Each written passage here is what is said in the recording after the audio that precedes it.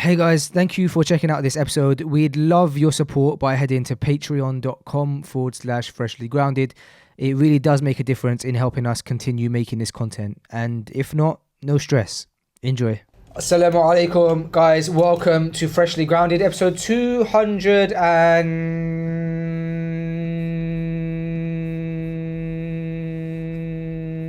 My internet's not loading. 12?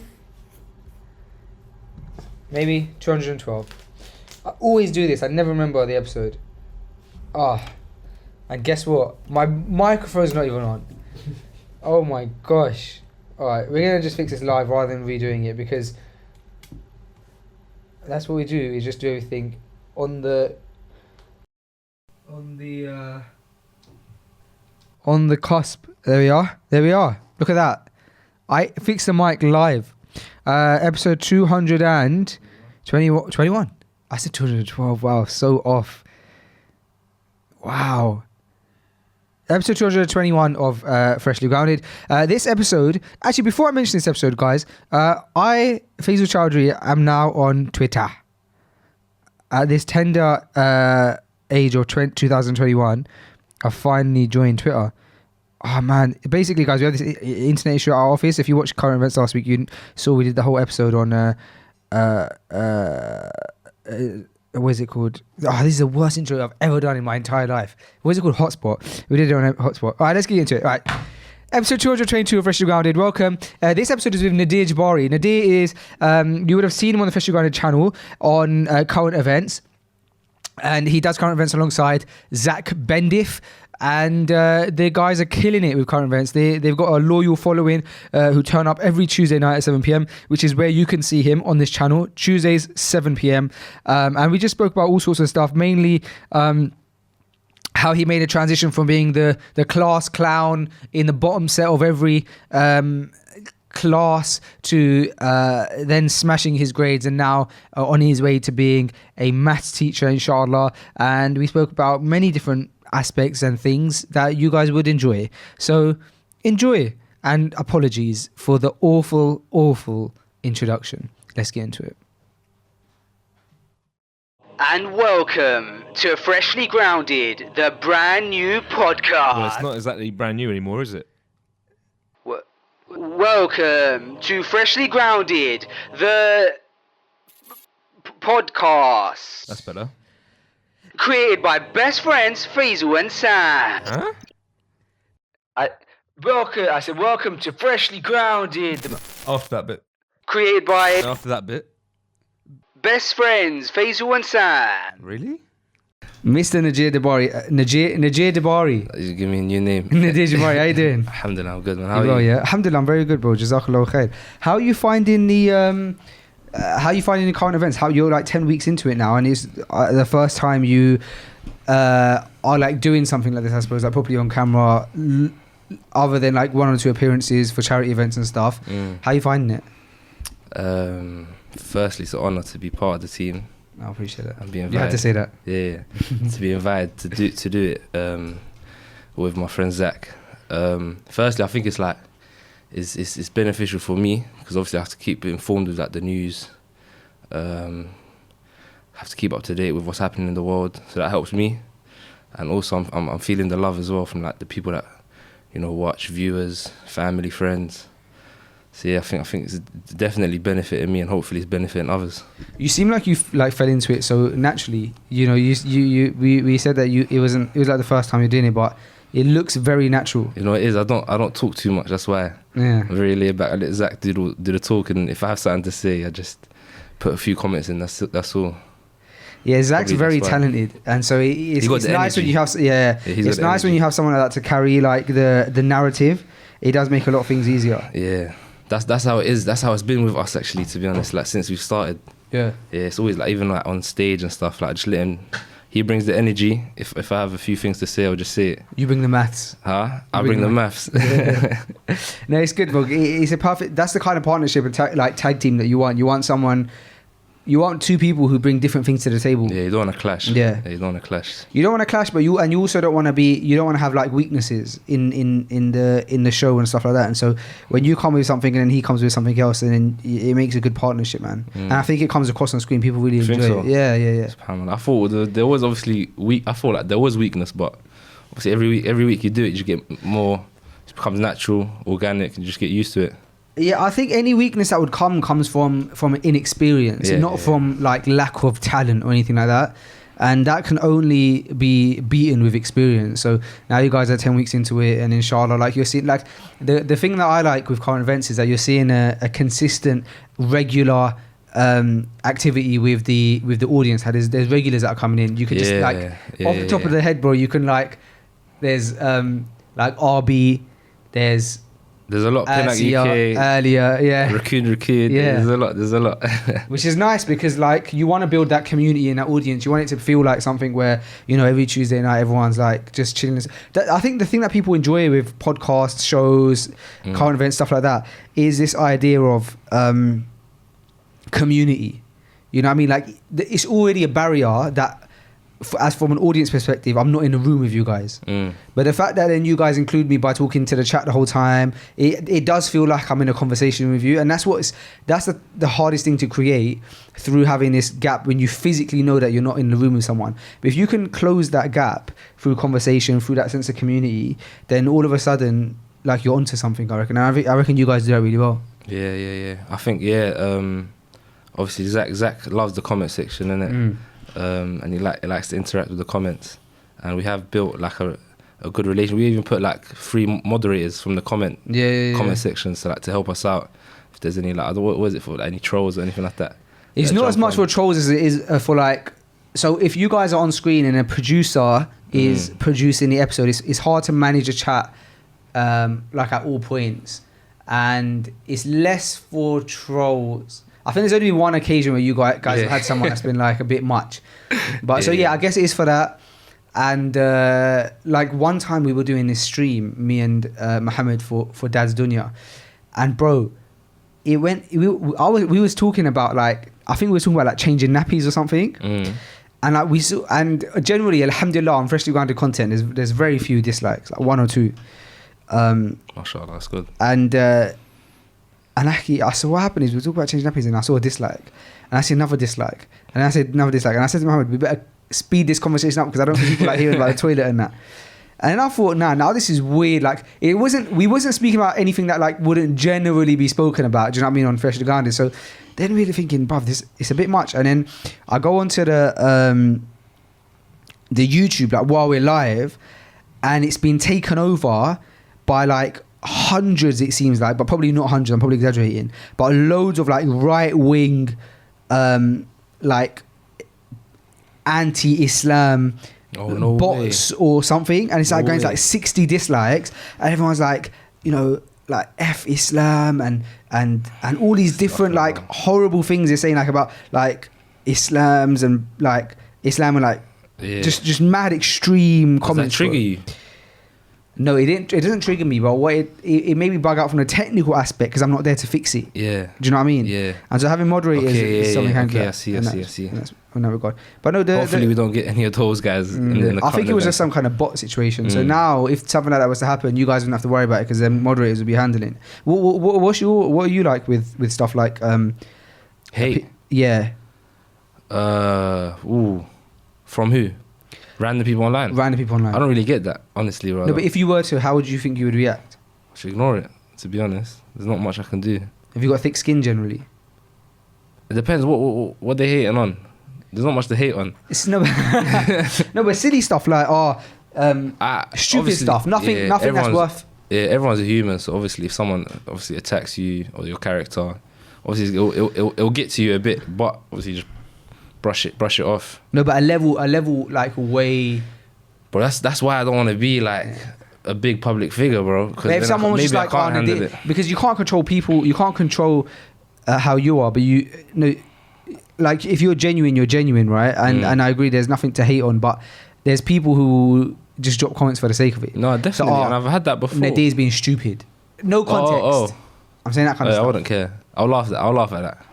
Yeah, but I've had like, you know, people question me and question what I do, and it has got to me sometimes. Hopefully you can touch on that properly, but and it has put me off doing certain things. So for example, like being out there doing like charity, obviously a lot of people support that, but there are some people who, you know, will say, maybe he's just doing it for the clout, maybe he's just doing it to, you know, look good, to impress people online, and that does get to me, and that did get to me at one point, and at that one point I was like, okay, cool, I'm just gonna delete my Instagram. I'm done with it. And then when I was at a deployment in Jordan with Human Relief Foundation, like I realised how much effect that, or how much responsibility that we have, you know, having social media, you know, living the comfortable life that we live. I realised that, look, I got a responsibility. Like I can put out a message, and I'm letting one or two, maybe 3 haters, you know, stop me from doing that. And then when I was there, I literally activated my Instagram, you know, when they say went ham on the fundraising online. Alhamdulillah, I haven't stopped since. What got you into charity? Because you're 23, right? Yeah. 23 years old, and everyone obviously has the generic thing of wanting to help others and stuff like that, but you seem to go the extra mile. You're constantly on deployments, or you're working with this charity. If you're not working with this charity, you're working with that charity. I'm sure there's not a day in the year where there isn't a link active where you can like donate to something that you're raising money for. So why is that? Honestly, bro, that's not really. I couldn't give my credit to myself because of that. I think the reason why that's the case now, is because the opportunities are coming because of what we did before. So I don't seek those opportunities anymore. Like now, you know, have a relationship with pretty much, I think, every Muslim charity, like every major, even small Muslim charities in the UK, and now they approach me. Whereas before, I was trying so hard, like trying to put myself out there, trying to volunteer. Why were you so passionate about it? It's probably just, you know, obviously charity, so everyone should want to get involved. And I've never wanted to be at the forefront of it, but I've always wanted to help out behind the scenes, and I've always volunteered. So I started volunteering with Muntada Aid, just small events. So like I did, what's the big event in December? Light Upon Light. Light Upon Light, yeah. I volunteered for them about 5 years ago, 4 years ago. Literally just moving chairs, helping people buy their tickets, directing people, just literally small things like that, bro. But the reason that still confuses me, bro, is because it's 5 years ago you was 18, and most 18-year-olds, I don't know, bro. Honestly, now I remember. I think I used to be approached by people. Okay. Like my friends who would volunteer already would come to me with an opportunity. Do you want to volunteer? And I'd be like, yeah, why not? Yeah. And then because of that, more opportunities would come. And then, subhanAllah, through volunteering with Muntada Aid, I met, remember Ayub? Little Somali kid. Yeah. Yeah, and I met him, and that's when obviously I got familiar with like Little Hearts Project. And bro, if you know the Little Hearts, but you fundraise for them. Yeah. Like when you hear about it, it's like you want to fundraise for them. I think that's I think that's the reason why I got into charity. I think because of that campaign there.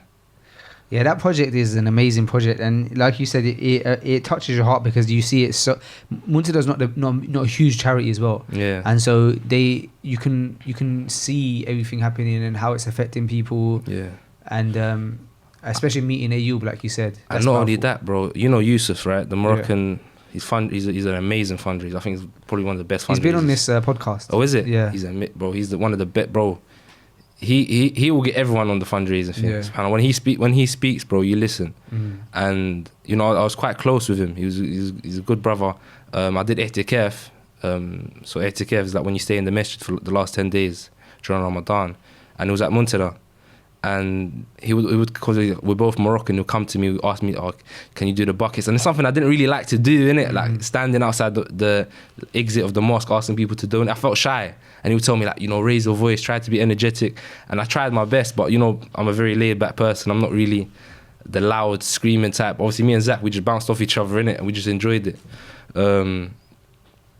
But yeah, I think when I ran the campaign, so we done a campaign for Little Hearts. So we went to an event, actually.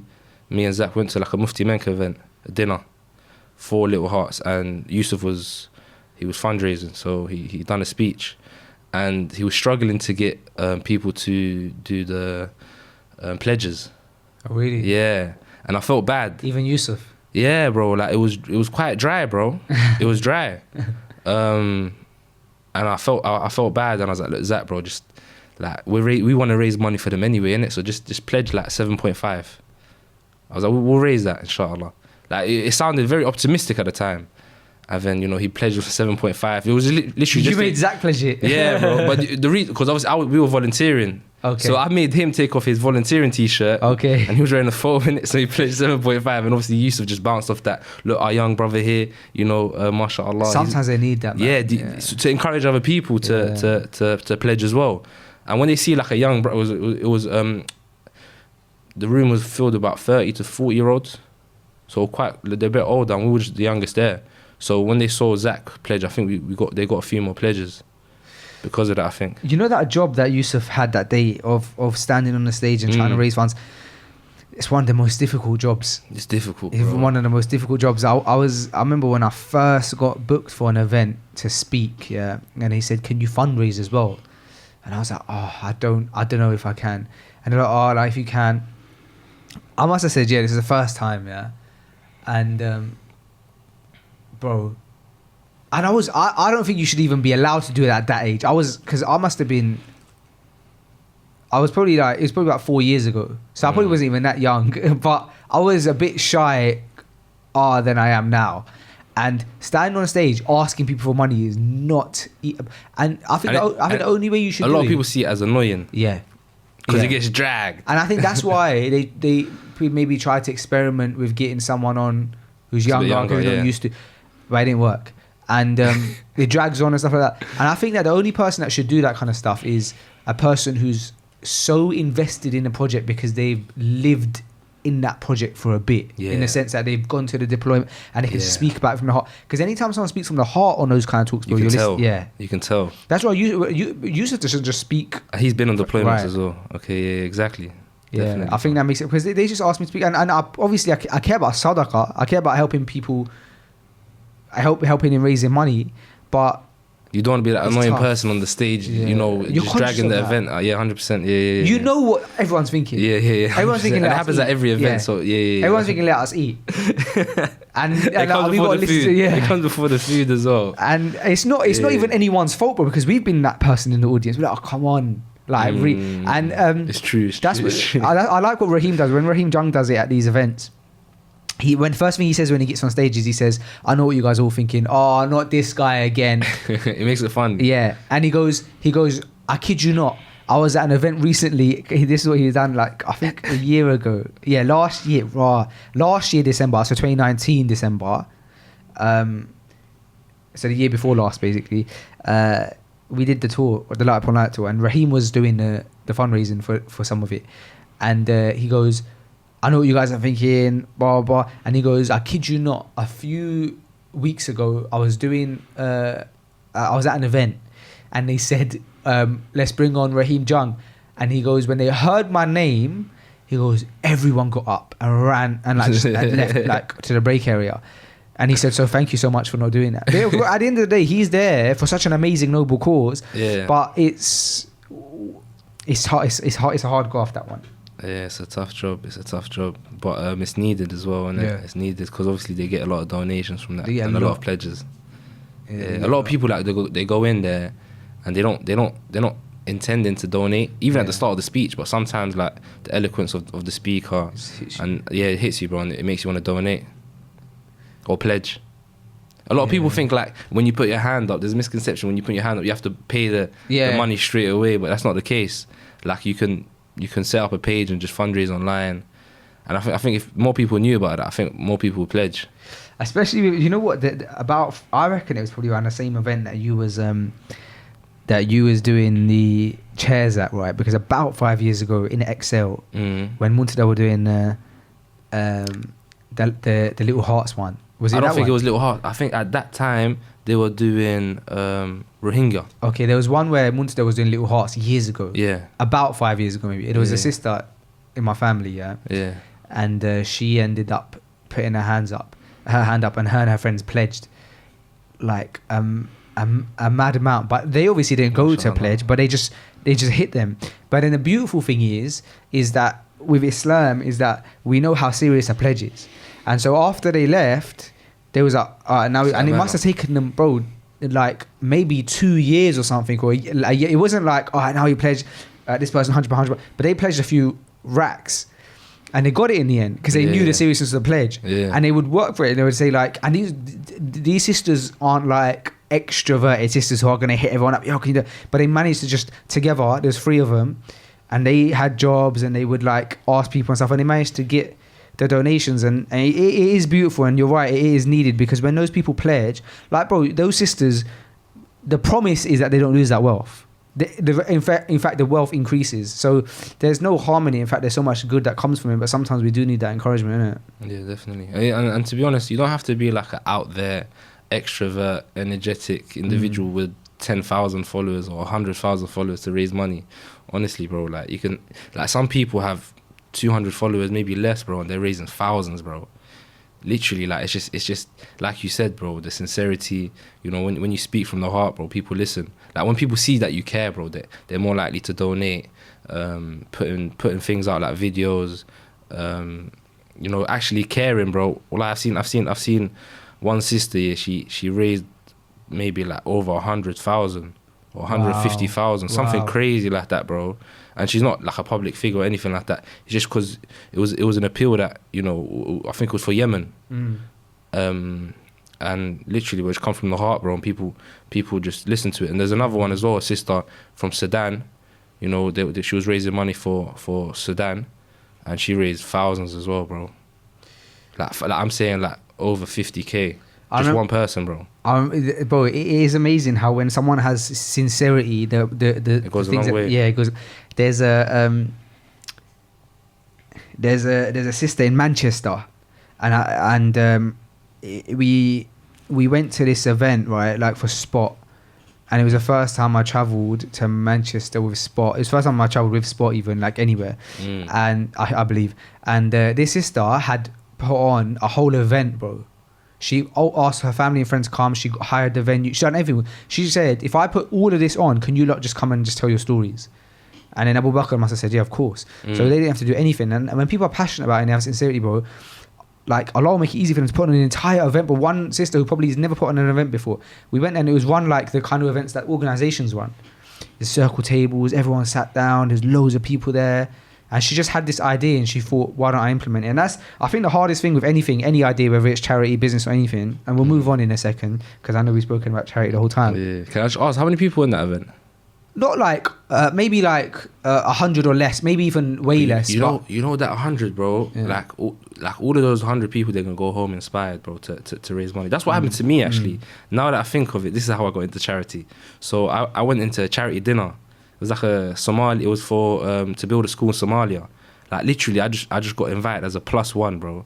I went for the dinner, honestly, bro, and I got so inspired, actually, bro. Somali food's good as well. Yeah. I don't think it was Somali food. Okay. Actually, it might have been. It was years back. I can't remember. But it was that part of this university thing that they were doing, like between loads of societies.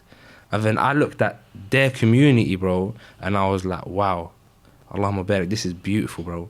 Like all these Somalis coming from different, bro, I'm seeing Somalis from like Manchester, bro, Birmingham, they all travelled down to London for this dinner, and I think they raised about 55,000, and that was just crazy to me, bro. And that's how I got the idea of, you know, setting it up for my own community, and that's when I linked up with Zach, and alhamdulillah we done the Little Hearts project. Alhamdulillah. Yeah, that's actually how I got involved. To think about it, like when I think about it, that's how I got involved. That's that mad. Day, bro. Yeah, you just get inspired. Yeah, literally. I went there for the food, bro, and good vibes, and I came out inspired. Alhamdulillah. Yeah, literally, alhamdulillah, man. You went out to feed your stomach and you fed your soul. Yeah, subhanallah. All right, let's switch it up. I'm gonna just pick a random card from Freshly Grounded game. Yeah. Do you know what I'm gonna do, bro? Because I always say to the speakers, I'm like, I'm gonna pick a random question from the Freshly Grounded game, and then what happens? It's a mad question. What happens is the questions are mixed in it. It's like it's not the questions are like, it could be me asking you a question about me. And so what I'll do is I'll give you the deck, and I'll get myself some questions, and then we can have a little back and forth. Yeah, banging. I'm sure a conversation will flow out of it. Cool. So you take them questions, but I'll ask you first because you're the guest. So we're meant to be asking you questions, really. Cool. So hopefully, it will make. Here we go. This is a good one. What does patience mean to you? Patience means enduring through a difficult time to see the end reward, hoping that there's an end reward. Yeah. Yeah, there's always a end reward, inshallah. I'm gonna ask you two. You can ask me one because you're the guest. So you're meant to be answering the questions. No one wants to hear about Faisal. No, they do. One of Allah's names is your protecting friend. Name a time in your life where you felt that name in existence. Okay. Your protecting friend. Which one is that in Arabic? Do you know off the top of your head? Protector. Protecting. It's Al-Wali, the protective friend. Facilitating our understanding of his love for us, his love for every person in this world. Okay, I think I can think back to like when I was a kid, like in school. I used to struggle with like focusing in school. Had a few problems. Used to get into trouble quite a bit as well. I had to go to like behaviour centres. You know, I was always put on report cards, and my parents were stressing a lot, and I couldn't help. I literally couldn't help myself. I wanted to do well in school. I wanted to focus. I wanted to get well, get good exam grades so that I can, you know, hopefully progress into like a career. But you know, I just didn't see anything coming from it. And subhanallah, bro, my nephew at the time, Allah Mubarak, was a genius. Like he got A star in maths, chemistry, biology and physics in year 9. Wow. Yeah, bro. Wow. Yeah, bro. And he bro, subhanallah, like randomly we're just talking about school, and I always used to go to him for advice because he was very, very religious from a young age as well. Like he'll just be reading the Quran. You know, like it was like an outlier, bro. What was his parents like? His parents. Yeah, because you hear that kids like that, it's because of their parents. So obviously, his mum's my sister. Yeah. Yeah, beautiful family, bro. All of them practicing. Alhamdulillah. But you know what, bro? They even say themselves, they're like this kid just grew up like to be different. Like he never was interested in what the trend was. He used to always like to be like, bro. I honestly, bro, I feel like he has something in him that's just genius, bro. Some people have that, bro. And I remember talking to you one time, and you were talking to me about, you know, having a friend that, you know, tries to bring you into Islam, and you look at them and they don't even have to speak to you, just by their actions, bro. You fall in love with the deen, and you want to know more and you want to learn more from them. That's how it was with him. And I used to go to him, bro, and I used to open up to him, and I used to tell him what I used to do. Obviously I didn't know at the time that we're not supposed to be doing that, but I used to tell him, and he never used to judge me for it. He used to tell me, like, he used to give me a solution. He'd be like, okay, cool, so if you did this, then you can repent. And that's the first time I heard about repentance, bro. Literally the first time I heard about repentance. And he gave me this story. You're gonna know this story as well, about the man that killed 99 men. Yeah, so he gave me that story, and he showed me. How old is your nephew? My age, bro. Okay. He's my age. Okay. Subhanallah. Are you the youngest in your family? I'm the youngest in my family. Okay. Yeah. So I got nephews that are older than me. That's probably why you're so mature, though, bro. I got 3 nephews. You're quite mature for a 23-year-old. I'm sure people have told you that. Yeah, definitely. Thank you, that bro. makes a lot of sense. Why? Because I got older siblings. siblings. Yeah. Yeah. They're all married, so like obviously I'm an uncle of like about 14 nephews and nieces, bro. Yeah. I was uncle before I was born. Wow. Yeah. But yeah, like I used to just look up to him, bro, and he used to tell me, like, don't lose hope. Like you can seek repentance, bro. You can seek tawbah, and he showed me how to do it. I didn't know how to do it, bro. He'd be like, yeah, pray two rak'at, ask Allah to forgive you, and intend to never go back to that sin. And bro, I went repentance crazy. Like, everyone has that. Everyone has that time where they remember. It's like that turning point in their life, and that was it for me. I used to look at him, and my parents would always be like, "Why don't you be like him?" Obviously, like everyone was so proud of him. He was doing well with his studies, and I was struggling. and he offered to help me. He tutored me, bro. Like literally, he's my age and he's tutoring me. And I sat my exams a bit early that year, and I got an A. Wow. And listen to this, bro. I'm bottom set. I'm bottom set in every class. Wow. So I'm doing like, you know, there's foundation and there's higher. I'm on foundation, but I worked hard enough to show them, look, just please put me on higher, because they do like mock papers, and I was getting like C's, which is the maximum grade. And I said, just put me on higher. And then, subhanAllah, I got an A, and that was early during the year. And that's when they started to see, you know, okay, cool. Like, and they used to always, my school always used an example of me, because of, you know, how I was before and how I changed. Like, I changed in a matter of like weeks, bro. It does. Like when I heard about repenting, bro, I was repenting. Like I was trying to repent for everything, like everything. I was going up to people that like maybe, I felt like I wronged, and I used to go to them, ask them for forgiveness. People in the lower years that I felt like maybe I was bullying or making fun of, I used to go to them, and they were just like, subhanallah, like something's gotten into this guy. Wow. Like even, bro, I remember some people thought I was going through something. Like maybe this guy's a bit depressed, because I tried to copy my nephew. Yeah. Tried to seclude myself. And obviously, like, I was a very outgoing, friendly guy. Quiet, I was a popular, not to brag or anything, but I was very popular. Everyone knew me. And I went from that to, like, when I go through the hallways, like, I'm just putting my head down and walking past, lowering the gaze. You know what I'm saying? And the teachers started to notice that. And the teachers would ask me about Islam.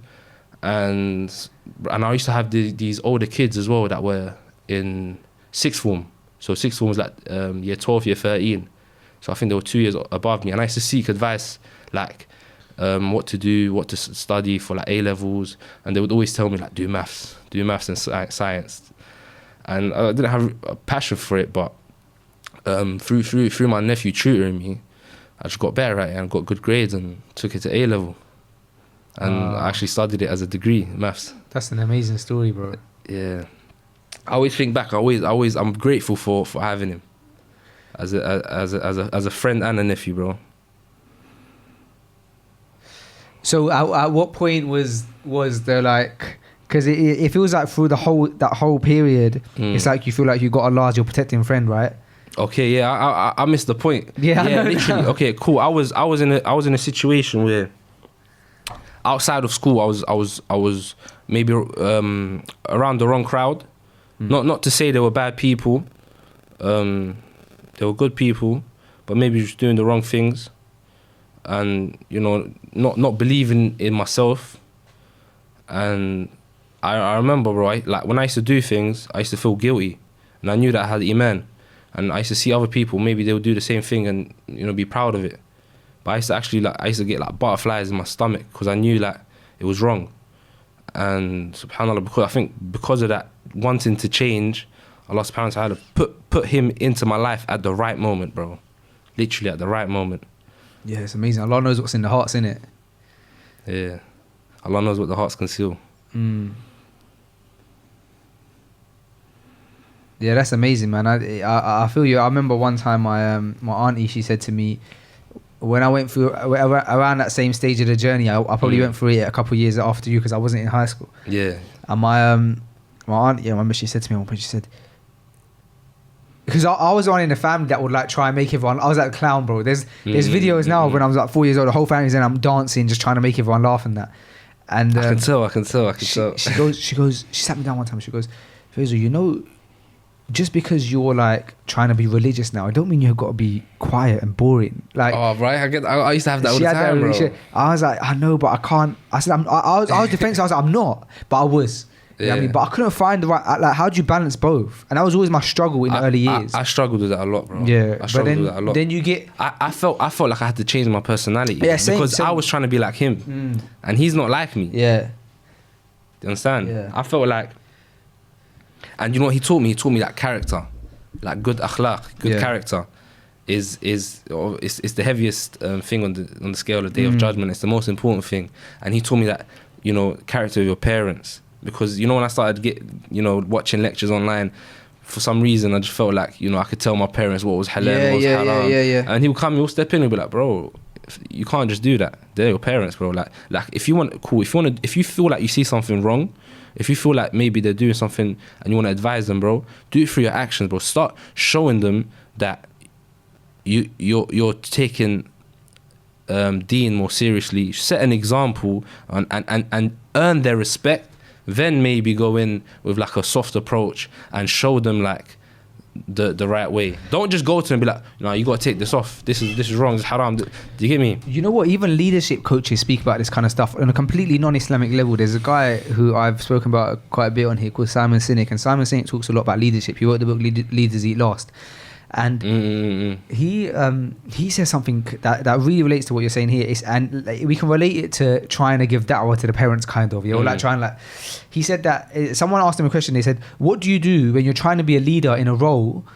Yeah, at work. Yeah, so in professional life, you're trying to be a leader in a role where where your leaders, so your bosses, are not even leading." Well, they're really bad leaders. He's a bad boss, he's a difficult boss, and you're trying to get yourself to managerial level, but you can't even like have that kind of conversation with them because of how bad they are as a boss.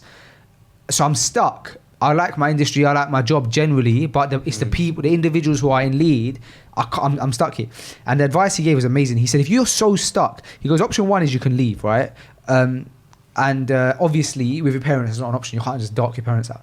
And he said, if you can't leave, or if you like you enjoy everything, and it's just that you're stuck in that position, it's not like a worthy enough reason to leave. Yeah. He said the best thing you can do is you can lead whoever you lead, even if it's one person, even if like you're on a lower team.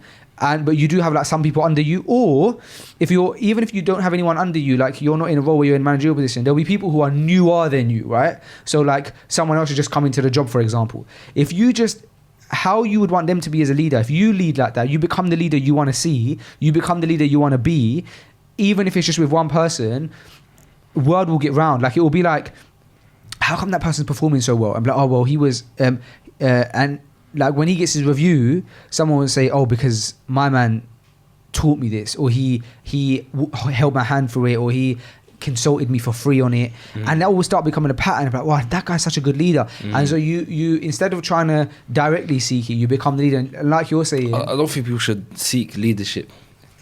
No, of course, like but we're talking about in the professional world. We're talking about in the professional world, yeah. And but we can relate it to parenting in the sense that we relate to parenting in the sense that if you want to be like, you want your parents to make certain changes, you can't directly speak to your parents in a lot of aspects. But if you change your character and you be the person that you would like to, you make the change that you like your parents to see, they'll start seeing good results from it, and it will they'll take it back to you. But yeah, the leadership thing is right. I think our most viral clip on Instagram is a clip of Abdul Hakim Sunnah Remedy saying that leadership should not be sought. I see that. Yeah. It's to be given, isn't it? Bro, it's crazy. You know why though? It's like obviously he mentioned it there perfectly, bro. But it's the burden of that responsibility, bro. It's true. You don't try. Real leaders don't want that responsibility because they know they understand that. They understand that they're going to be put in a position where, bro, it's difficult. I'll be honest. Obviously, I did have a very small leadership role at my university, and then that's where I understood it, actually, bro. Yeah, and you have to. You're responsible for a lot more. You're responsible for everything, bro. Literally. And your emotions, like you have to put your emotions aside. You can't think with like your emotions. You got to think about everyone else's emotions. And sometimes that takes a toll on you, and sometimes it can be too much pressure. That's how some people like fall into anxiety. We got Hamza Zortis coming on the huddles in a few weeks, speaking about leading with empathy. He's a brilliant leader. Yeah. His whole talk's about leading with empathy. Yeah, literally, bro. That's the point I was trying to make. Empathy, bro. You can put yourself last. Literally, bro. Sometimes, bro, there's gonna be people that you're leading that maybe you wouldn't necessarily get along with them in the real world, but you're put in that position where it's your responsibility, bro. Whether you like it or not, you gotta always keep them happy. Yeah, of course. And be just, bro. That's the difficult part as well. Because you gotta put your emotions to the side. Yeah. Yeah, it's hard. Being just is not easy. Yeah. But it's a command. Yeah, I feel like obviously there's certain places where some people have to be leaders. I remember Abdul Hakim was mentioning a story from the Salaf where someone went to go to lead the prayer and he said, straighten your rows. I don't remember. so he was saying that someone from the Salaf, they told him to lead the prayer, and he said straighten the rows, and then he fainted, and then I remember. and he said that like he How felt, am I telling people to straighten the prayer? yeah, how Something am like I telling people to straighten themselves when have you straightened yourself with Allah? Yeah. I remember. That's powerful. That's the video, right? Yeah. Wow. Now I remember. Yeah, especially like roles like Islamic, like imams and stuff like that. Like that's even bigger a responsibility because, bro, you get so many people coming up to you, asking you questions, you know, confiding in you, and you have to give them the most suited answer for them, while obviously, you know, keeping your intentions straight and not using your own emotions to answer that question. There was this video online of like this sheikh, he was speaking, and then the next part of his speech was about, or the next part of the book or something was about, like, I can't remember what it was about. It was something. No, I haven't forgotten about this, by the way. No, it was about. I had a good one for you, you know. I can't remember what it was, bro. But he, maybe like, for example, being a good leader, right? Whatever it was, and he read the chapter. He started crying, bro. And then he said to the audience, all the hundreds of people there, bro. He started crying on stage, and he goes, "I'm not gonna carry on this lecture. We'll end it here because I can't stand in front of you guys and speak about something that I haven't even implemented." Bro, that's real. That's the And realest. he's got off, bro. I respect that. No, I didn't, bro. Yeah, I respect that. I used to struggle with that, bro. Because sometimes like I'll be asked to speak, and I'm just like, who am I to be giving advice to other people, bro? Yeah, Like, I who think am there's a I? balance though, because I remember speaking to Tim Humble about that, and I said to him something similar, right? And he said that there's a fiqh to it that we have to understand, and I can't remember specifically, but something along the lines of like, if you know that that's something that you should be doing, you're aware of it, and you're trying, it's a bit like you can, like, it's not like I'm telling you, bro, you should pray tahajjud, right? But I can't even say that to you unless I'm praying tahajjud, right? It's not like that, because I know that it's an act that should be done, and all this. He was going into the fiqh of it. I can't remember specifically, but there's a little bit of there's like leeway, is what I mean. Yeah, definitely. Yeah, that's obviously that's the reason why I was putting myself into like I said, but when I went to deployments, I was like, I have to, because I've been blessed with the opportunity to, firstly, to live in this country, to have the benefits that we have in this country, free education, free healthcare. Yeah. Some people don't have that, bro, and it's like I'm in a position where I can help, so I should help. And I shouldn't let, like, when we're talking about haters, or, you know, even obviously my attention should always be renewed, but I shouldn't let people stop me from helping others. Do you want to move on to a question, or is it my turn or your turn to ask? I've got a good one here. Go on. It's your episode. It says, what do you know about yourself now that you didn't know when you were younger? Oh, I'm not a clown. I used to be like a class clown when Really? Yeah, bro. I like, you know, when you have like the yearbooks and stuff, I used to always get voted for funniest in the class clown. Yeah. And when I got older, bro, I was like, I don't even want to be known for that anymore, man. Obviously, it's like it's always nice having someone that's funny. Yeah. But I felt like my funny was a bit too immature though. My funny was, you know, getting people to laugh at me rather than, you know, at a joke that I made. Yeah, that's like me. Yeah. Now you're funny though still. No, but I couldn't know, but as in, I definitely, like, Innocent if fun. you look at my early vlogs and stuff, bro. Yeah. And then I realised that, you know, when I like, there's one aspect of it that I like, right? And that aspect is that when you don't take yourself too seriously, people love you. You're lovable. You're like accepting your flaws, and you're accepting your insecurities, and it's nicer than someone trying to be fake and cover all their insecurities. But then, like everything in life, there's a balance. You don't want to go to the point where, because the good side of it is that it's almost like displaying that, like, you're trying to, almost like the person perhaps doesn't have as much of an ego about those situations, yeah. But the negative of it is that if you make so much of a joke with other people, then they will take you for a joke, and then they won't take you seriously. Yeah, exactly. And they'll laugh at you and stuff like that. That's but exactly what there's a solution to it, bro. Because I remember reading about this. The solution is, the advice that they give is, know who to joke with. That's all it is, bro.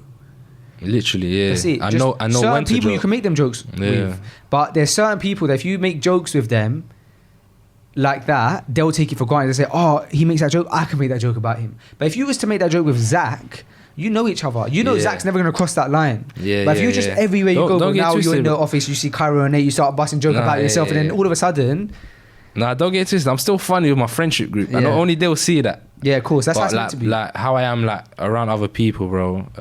Very laid back, very quiet. But I wasn't like that before, bro. I was loud, man. Nah, it's good, bro. It comes across well, bro. Honestly, Yeah, alhamdulillah, man. But It comes with maturity as well, I think.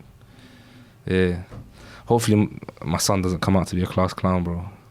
Like you get that popularity, bro, but it suffer. Like your education suffers, bro. I think there's a balance. I think you can balance it out. Bro, I didn't have the balance, bro. Even my teachers found me funny, but it was too much for the classroom. SubhanAllah, it's crazy because I'm gonna experience the whole other side Yeah, soon, yeah, inshallah. yeah. You're gonna be a teacher, inshallah. Aspiring teacher, yeah. So that's obviously something I Mr. wanted to Jabari, do. sir. Yeah, it's crazy. So it's gonna be an experience. I think you'll be able to relate to them though. I'll be able to relate to those type of students. I think, yeah, better than how my teachers. There were some teachers that related to me and you know, had so much respect for them. And there was some teachers that I just even if I tried to, I couldn't respect them, bro. You get students like that. I hope so. I feel like I feel like that's where I can. The growth is.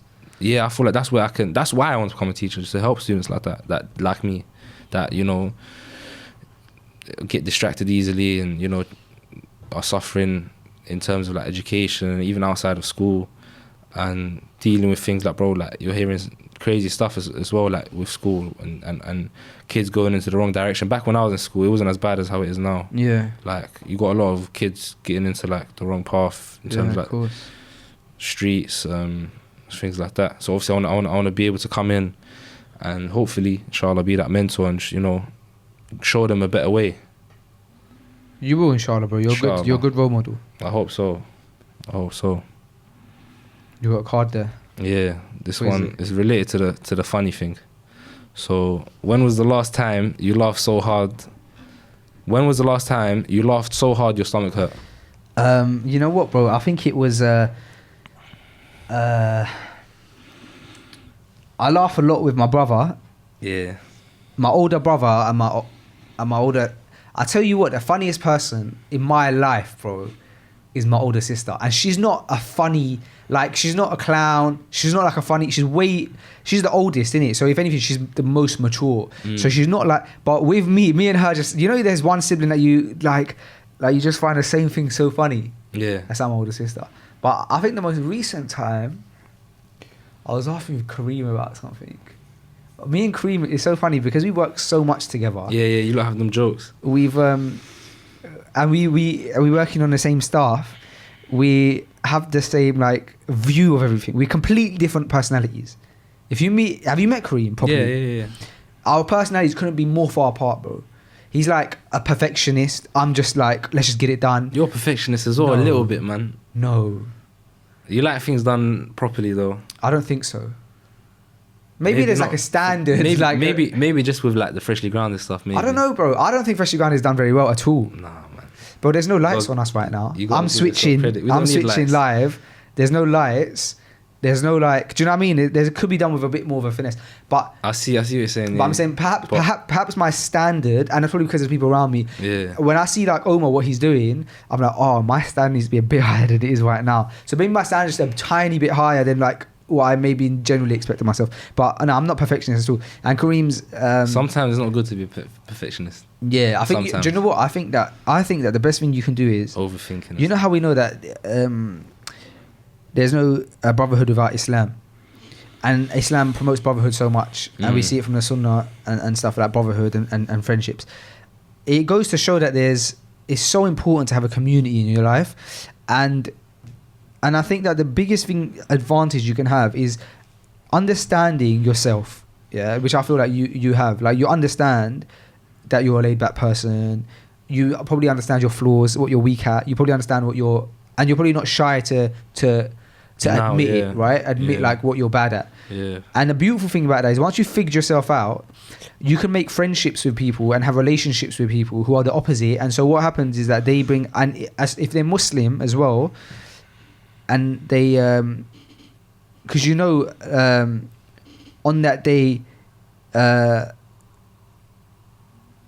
what's that ayah from the Quran that says like, on that day, something about your friends except the righteous. Friends on that day will be enemies except the righteous.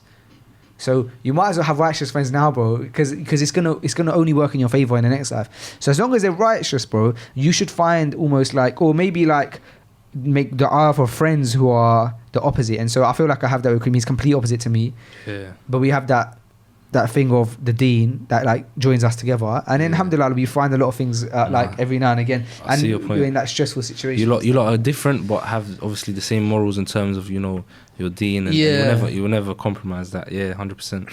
Yeah, I man. get that point, 100%. All right, let's see what we got here. What was a point in your life when you started believing in yourself? I think, does that overlap with the stories you've already told us? Yeah, kind of like university, probably like, you know, back in school when I started to see, bro, when I got that A, like when I opened that paper, bro, I was in my classroom. Oh, really? And guess what? I'm in the classroom with bottom set. I'm the only one that done higher. Everyone else done foundation. Bro, everyone came, hugged me. Like the teacher was so Wow. proud. I went, bro, the whole school knew about it. Really? Like it was that much of a big deal. Like Nadir got an A. Like what? The system must be flawed. Bro, I remember going. AQA was like... Nah, like obviously, the thing is, they did start to notice those differences beforehand, though. So they was noticing Okay, me changing and my personality changing. Lunchtime, no one saw me lunchtime. Like lunchtime, I wouldn't be about. I used to have my lunch at break, so that lunchtime I could just be in the prayer room, like not you know, to be praying all lunch, but I just used to like chilling there. Like, I'll pray my Dhuhr prayer, and just chill with the brothers. And people would see those changes, bro. And when they got that A, it wasn't much of a surprise, but it was like raw, like this guy's, you know, he's serious about changing. And I went home, bro, and I told, like, obviously I gave the sheet of paper with the grade to my mum, and she was just looking at it, she's like, what's this? Where's the grade? Like, trying to find it. I see her, she jumped up screaming. Really? Yeah, she started hitting me. She started hitting me. She's like, are you serious? Like, you got an A. She called my dad. She's like, look at this guy. You got an A. Yeah, she saw the hard work though that I was putting in at home. Wow. Because I didn't used to like working at school. Wait, it could have been through her du'as, bro. The mother's du'as. 100%, bro. 100%. Basically, like, Your parents born and raised here? nah. They're both They were raised? born. Yeah, they're both born in Morocco. Okay. And came young. I think my dad came at like 17. Okay. Yeah. You're from West London? I grew up in West London. Okay. I'm now like more central. Fine. Yeah. I'm everywhere though. Yeah. Yeah. But mostly central.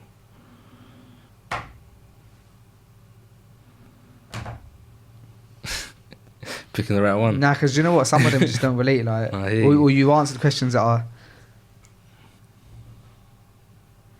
These are out of stock right now. Oh, is it? Mashallah, It's that's a good. privilege to be playing. We're waiting for the next batch to come in any day, inshallah. Got thousands coming, inshallah. Oh, this is a nice one, bro, because it's up to interpretation. The card simply says, how can I help? How can you help? Yeah, how can I help? You've helped a lot already. You've helped a lot already. How can I There's help? not much you can do else. Okay. I don't think I've helped with anything, Ak. No, you've helped.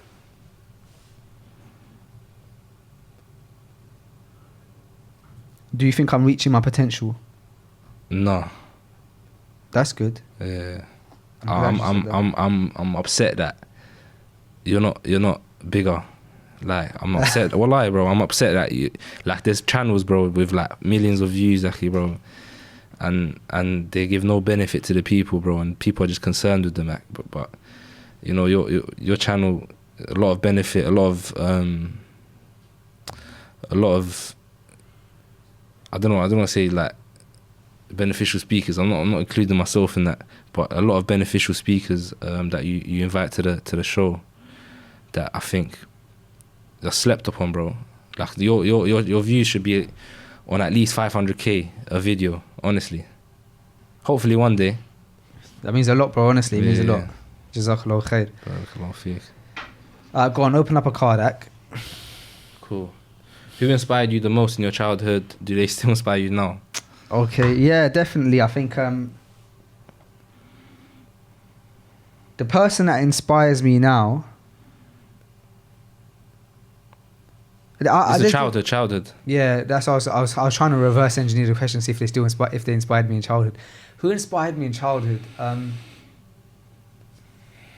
Childhood, early days, man. I think maybe who inspired me the most in my childhood was probably my granddad, because I spent a lot of time with him, and also I knew I was a favorite grandchild. You know what I mean? You know when you know. And so he inspired me a lot because he was just a grafter, bro. Even in his old age, bro, he had his unit and he was like, he used to do frames, innit? So he'd like build frames and sell them, and he'd be at every Sunday Hyde Park selling his art. He was an artist. He'd like Arabic calligraphy and stuff. And every Sunday, bro, early hours in the morning, he could take his van, even when he was old, bro, drive down to Hyde Park. He had his little slot and he'd put his frames up and he'd shot them there. Do they still do that in Hyde Park on Sundays? I didn't know that, bro. Yeah, back in the day, if you go to Hyde Park on a Sunday, bro, the whole like one side of Hyde Park is just full of people selling like paintings and their work, basically, and you have to go to rent a spot. It's just the outside, but he used to always be there. And bro, he's just grafter, man, proper grafter. So he inspired me then, and he does inspire me now in the sense that obviously he's died now, but he does inspire me now because I think about him a lot. I was thinking about him the other day, and I was just thinking about like how he always had it tough, and I feel upset for him. I feel upset for him in the sense that he didn't have like it like completely. I don't know. I almost come to the window, but I don't know. Distracted you. He didn't have it all given to him. He has to work for it. Yeah, he had to work for it. Yeah. So that's what inspires me. And he's talented, mashallah. And he was. Yeah, man, I've told the story so many times on Fresh Grounded, you're probably sick of it. But when Muhammad Ali converted to Islam, he requested a painting from my granddad, so he came down to London and got a painting from my granddad. There's a picture. Yeah, it's mad. But the reason, the other thing that inspires me about him, the reason I feel the most sad, is because he was like, you know, he would take me to the masjid. He'd go to, actually, even in old age, with Fajr, bro, like disabled man, bro, old man, like he'd go to the masjid even for Fajr, and he never saw me as a practicing Muslim. So that's what makes me sad. I feel like, man, like. But then I get happy when I realise that if I like try my best to elevate his ranks by giving sadaqah on his behalf, make dua for him, then we'll get to meet. And that's so satisfying, bro, Islamically, you know. Like imagine just thinking like, wow, that's it. Yeah. He never got to see me do good. But he's getting the rewards. But inshallah I can see him. You know what I mean? Inshallah I can see him. So yeah, but inspiration's a funny thing, bro. Do you know why? Because I have a friend he's a comedian, yeah. And he made this joke, but it's so true. He made a joke that you know when he's at home, he'll speak how he speaks, yeah. Yeah.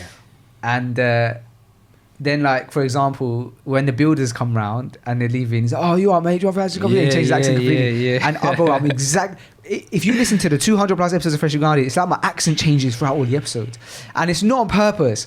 But I'm so easily like strung along, bro. Like when I studied in Cardiff for 3 years. When I would come back to London, I'd be ordering food at a restaurant. My siblings would be laughing at me. They're like, "Why are you ordering in a Welsh accent?" And I'm like, it's not a Welsh accent. But it was like the tone of my accent would like go up and down, or like it would round, and it was so funny. So sometimes, like if I'm on an episode of Fresh Grounded with someone who's like really well educated and you like I speak like them. You have to though. You have to adjust your speech. Like, I feel like bro, I'll speak slang when I'm speaking to kids. I'll speak obviously when I'm speaking with you.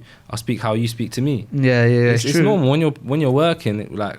But when I'm speaking to someone who doesn't understand English, bro, my English becomes broken. Oh, okay. That happens a lot as well. That happens a lot. Like, but sometimes you know the key? Yeah. The key for my hotel is not working. No, I think everyone does that. Why am I doing that? Like, I'm trying to like. It makes no sense, bro. Because I should actually at that point have the best English. I can give the most to him. Like all of the information, all of the words. Because one of them might hit. The key for my hotel room, you know, it's not working right now. Like it's deactivated. Like I should be dropping bars like that. So then one of the words might hit. I think what it does, like maybe you feel like that will intimidate the person. So maybe you go to their level and they're kind of a dialect and that. Bad. Nah, it's not. It's alright. It's alright. Because you know what? I see people who they always speak consistently the same, and they always look comfortable. It's really nice to see. Like, you feel. You can tell when someone's being genuine, and it's not that I'm being ingenuine when I'm changing, like, because it's natural. I don't even mean to do it. Yeah, one time, bro, I was when I went to the deployment, I went with people from Birmingham, bro. I started speaking like them. Yeah, That's when I realized I was like, what? yeah. Like I can't do the accent properly, but like when I was there, bro, I was speaking exactly like them. It's 'Cause I more was like the spending time with tone, them. innit? Yeah, you bro. Start, yeah, The way you pronounce things. yeah. Like some in different accents, what they do is they emphasize a different word. So for example, in London, they might emphasize like the last word of a sentence. Yeah. Bro, like, are you going home?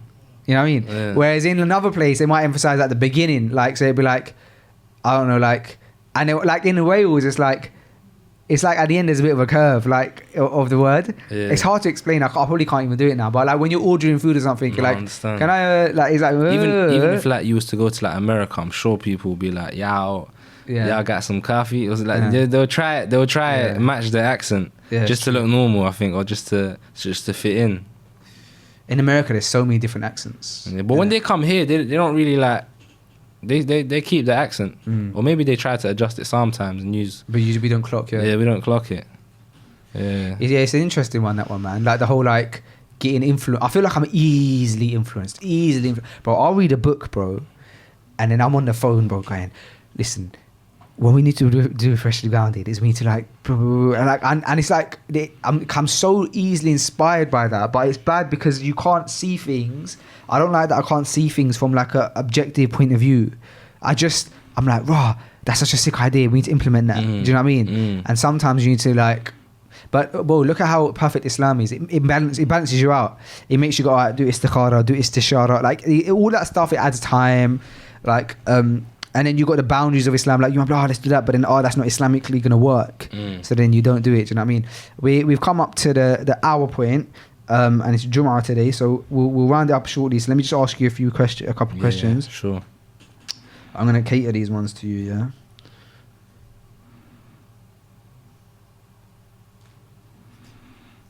Ones that I think I'll get an answer at you that I don't know. This is a good one. Do you find it hard to apologise? I don't know the answer to this about you. Do you find it hard to apologise? When I know that I'm in the wrong, no. When I know I'm in the wrong, but when I know that I'm in the right, which obviously will happen a lot, sometimes. Not to say that I'm always in the right, but I'm saying that there'll be times where you're on the right, and sometimes you have to let go of your pride, and you know what situations I'm talking about. You have to let go of your pride just to, be the bigger person and make peace. I think that has a lot to do with what type of man you are.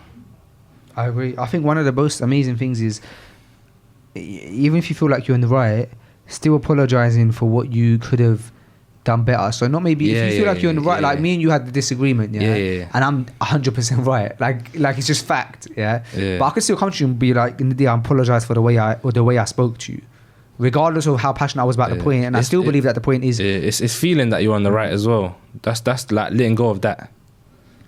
Unless you are right, though. No, nah, it's I in my head I'm thinking in the feeling that I'm right or I'm in the right. Like let's say I've done nothing wrong and someone's blame me for something that I've done. But I'm not guilty of it.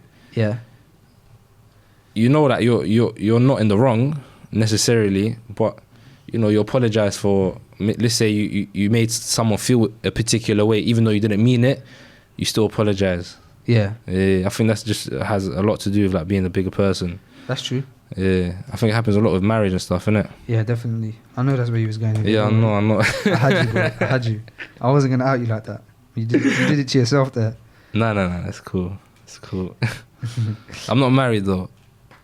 Alhamdulillah. It sounded like I was married, didn't it? Yeah, it did. Alright, I got one here that I like, so let me just have a look. Wait. Oh, that's a good one. Yeah, I'm going with this one. You got to dig deep for this one, yeah? If there's nothing, you got to find something. Cool. The question is, what's weighing heavy on your heart right now? We'll end it with this one. What's weighing heavy on your heart right now? What's weighing heavy on my heart right now? Ooh.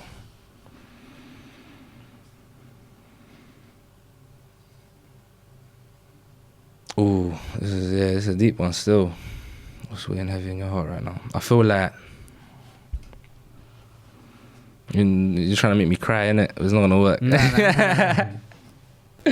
But yeah, what's it called? I feel like personally, obviously without exposing anything, but obviously there's always progress that could be made.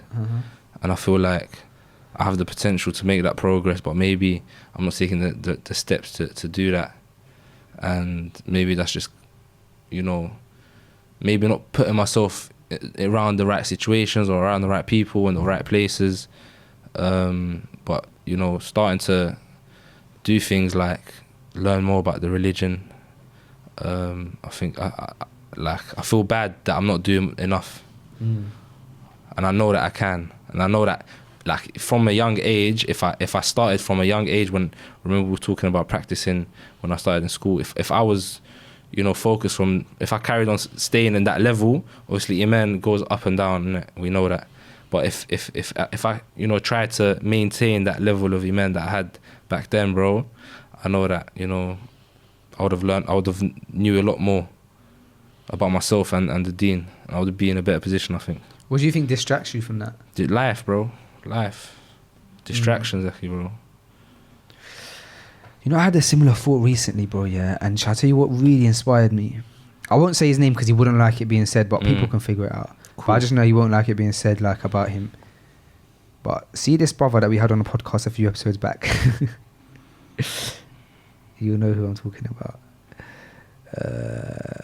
Where was it? It was maybe more than a few episodes, to be honest. I think I know who you're thinking about anyway. Yeah. Okay, yeah. Is that who you're thinking of? I rate that brother a lot. Bro, you know what? I didn't know about him. Because when I did the episode with him, is that he must have started practicing at like 20 years old or something. Like 5 years ago, bro. He's 25. But the guy, his knowledge is mad. And I thought to myself, I always give myself the excuse, yeah. Bro, he teaches and he's like, when you speak to him about a or something, bro, yeah, and he'll just like pluck out a hadith about it. You know those kind of people. And you just think, Allahumma barak, may Allah bless you. And like, but I always thought that he's like 10 years in the game or something. Like he's been brought up on it. But then he started saying in the podcast, bro, that he was in like, when he was in, I think he was in prison at one point, and he started practicing 5 years ago. Bro, I was thinking, I've always given myself the excuse that I was new to it. Like I started reading Alif Ba Ta when I was 22. I couldn't read Arabic until I was 22, bro. I only knew halal, said halal because I memorized the logo outside the restaurant. You know what I mean? I used to speak to my friend because my friend started teaching me the alphabet. Yeah, that friend that I was talking to you about at that time. Yeah. So when he started teaching me, I said, you know how the lam and the alif, like when there's a lam and the alif, like the alif kind of goes diagonally into the lam, like in the halal logo. Yeah. So I said to him, I said, I understand the alphabet now, yeah. But how? Explain to me how the alif is coming out of the lam like that. He's like, nah, because when there's a lam and alif. So I didn't know. I used to give myself the excuse that I only started practicing when I was 20 or whatever, or started taking it seriously when I was 20, and like started. So really, I've got the excuse that I'm not. That's why maybe I can't just pluck out a hadith and tell it to you in Arabic, translate it for you in English, and tell you the isnad. Do you know what I mean? But then, bro, when he said that, I was thinking, wow, I'm 27, he was 25. And the year he was saying that he started like taking things seriously was the same as me. But I got 2 years on him.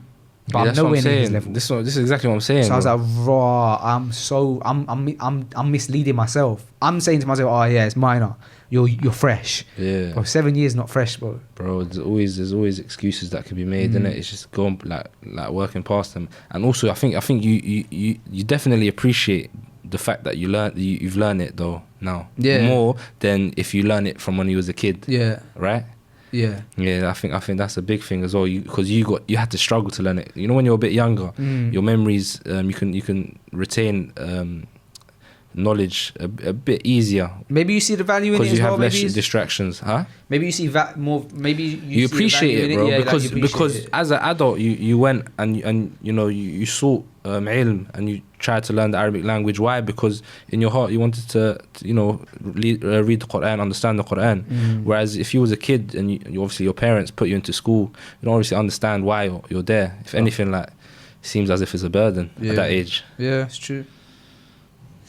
Nadir Jabari, listen, thank you so much, bro, for jumping on the podcast. I really appreciate it. Thank you for the Maghreb FC t-shirt. I think they didn't get to see it really on the podcast because it was on the other side. Yeah. But Jazakallah khair for the Maghreb FC t-shirt. We didn't even get to speak about Maghreb FC, about football. I wanted to speak to you about all of that. Yeah. But maybe inshallah, another you time. can. Yeah, man. I'm sure we can do some episodes, maybe in Ramadan or something, where just the freshly grounded team can just be around the table. Me, you, Kareem, Zach. You know what I mean? And thank you also, bro. I've not. You know, we haven't had a break. It's just every week we're doing current events. But thank you for also putting your trust in Freshly Grounded, bro. Like that's the right platform where where you want to have your voice heard, bro. And I hope that we do it justice. It can be stressful on Tuesdays where I'm like, where are you at? And I just say that thing. It's about to go live in 1 minute, boys. But I really, really, just like Zach, I really appreciate you putting your trust in our kind of in us and being a part of the family. We appreciate you putting trust in us, bro. You're part of the family now, bruv. Yeah, no, So, like I said, it's an honor, bro. Yeah, hopefully we can do some big things together, man, inshallah. All right, guys, thank you so much for watching this week's episode of Freshly Grounded. For those of you who are seeing this as it's coming out, the reason it's a bit late is because we've shot it on Friday. We did this last week as well. We shot it on the day that it's come out. So forgive us for that, and we'll see you again next week for another episode. Assalamu alaikum.